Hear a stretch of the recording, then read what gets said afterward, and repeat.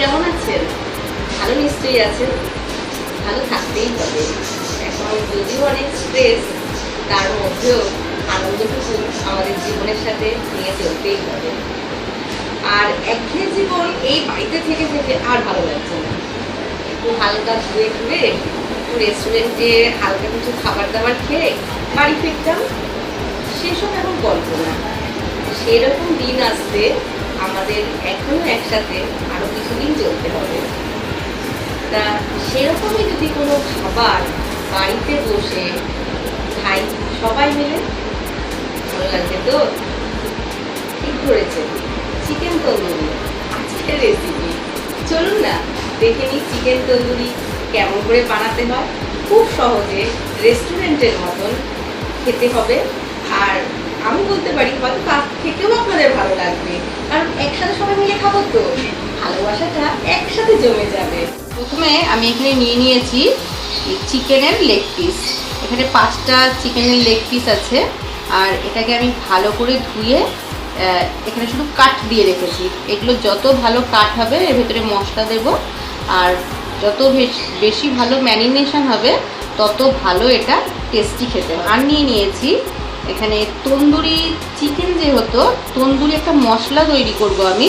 এখানে তন্দুরি মশলা তৈরি করার জন্য নিয়ে নিয়েছি ধনে, গোটা ধনে, মৌরি, সাদা জিরে, কিছুটা কসৌরি মেথি নিয়েছি। আর এখানে নিয়েছি গোলমরিচ, 2টো শুকনো লঙ্কা, একটা নিয়েছি এখানে জায়ফল, জয়িত্রী, গরম মশলা, সাজিরে, সামরিচ আছে। আর এখানে নিয়েছি হাংকার্ড, 100 গ্রাম এখানে হাংকার্ড আছে। আর এই হাংকার্ডটা কিভাবে তৈরি করে তার ডেসক্রিপশন বক্সে আমি হাংকার্ডের লিঙ্কটা দিয়ে দেবো। আর এখানে একটা ছোট্ট পাতিলেবুর রস নিয়ে নিয়েছি। আর এখানে নিয়ে নিয়েছি 5-6 টুকরো কাঁচা লঙ্কা আছে, 10-15টার মতন রসুনের কোয়া আছে। আর আদা নিয়ে নিয়েছি 2.5-3 ইঞ্চির মতন। আর একটু এখানে ভেতরে ভেতরে কাট করে রাখা আছে। আর এখানে রেখেছি আমি নুন, হলুদ আর শুকনো লঙ্কার গুঁড়ো। আর এখানে সর্ষের তেল, আর নিয়েছি এখানে কর্নফ্লাওয়ার। এখানে নিয়ে নিয়েছি সামান্য একটু ফুড কালার। এখানে আমি রেড ফুড কালার নিয়েছি, আপনি চাইলে ইয়েলো ফুড কালার বা যেটা আমরা বিরিয়ানিতে ইউজ করি সেই রঙটাও আপনি ইউজ করতে পারেন। আমি এখানে রেডটা নিয়েছি। আর এখানে কিন্তু আমার এটা এতটা লাগবে না, এই জায়ফলটা আমি একটুখানি সামান্য নিয়ে নিলাম, একদম অল্প একটুখানি নিয়ে নিলাম। এবারে এই মশলাগুলো এই তন্দুরি বানানোর জন্য তন্দুরি মশলাটা আমি তৈরি করে নেব, সব একসাথে রোস্ট করে নেব। সিম করে নিচ্ছি আঁচটা, কারণ বিভিন্ন রকম সাইজের মাপের আছে, যেগুলো ছোটো আছে সেগুলো ফুলে যেতে পারে। তার জন্য এটা যখন অ্যারোমা বেরোবে তখন ভাববে যে এটা হয়ে গেছে, আর এটাকে তখন গুঁড়ো করে দেবেন। আপনি বেশি পরিমাণে করে রেখে কৌটোর মধ্যে এয়ারটাইট জারে রাখলে আপনি তন্দুরির যে কোনো জাতীয় রান্না, টিক্কা বলুন, কাবাব বলুন, এগুলো এই জাতীয় রান্না যখনই করবেন তখন এগুলো এই মশলাটাকে ইউজ করতে পারেন। এবার এখানে এই একটু রসুন, আদা আর এই কাঁচা লঙ্কাটাকে একটু আমি টেলে নেব, এই জলটা যাতে শুকিয়ে যায়। যাতে জলটা না থাকে এই রান্নাটার দিকে সবসময় খেয়াল রাখতে হবে। এটাকে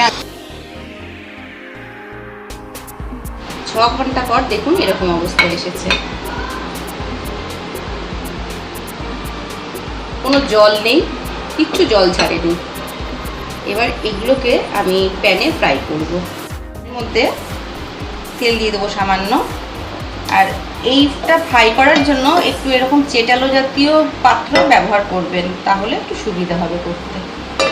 এটা গরম হোক। আমি একটা কাঠকয়লা বসিয়ে রেখেছি।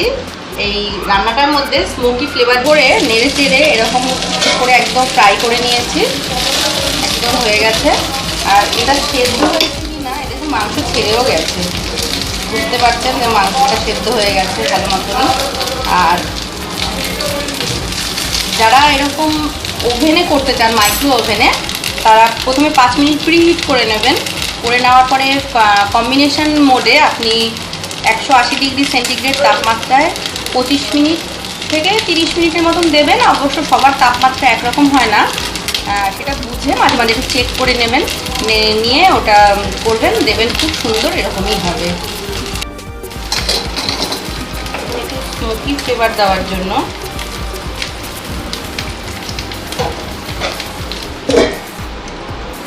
এটা করলাম।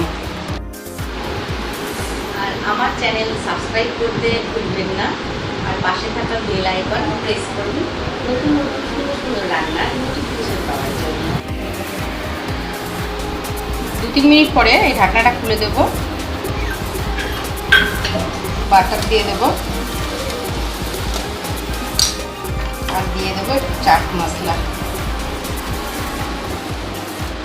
দুর্দান্ত হয়েছে খেতে, আপনারাও বাড়িতে ট্রাই করবেন, অবশ্যই খাবেন, জানাবেন, আর আমাকে লিখে পাঠাবেন কেমন খেলেন চিকেন তন্দুরি।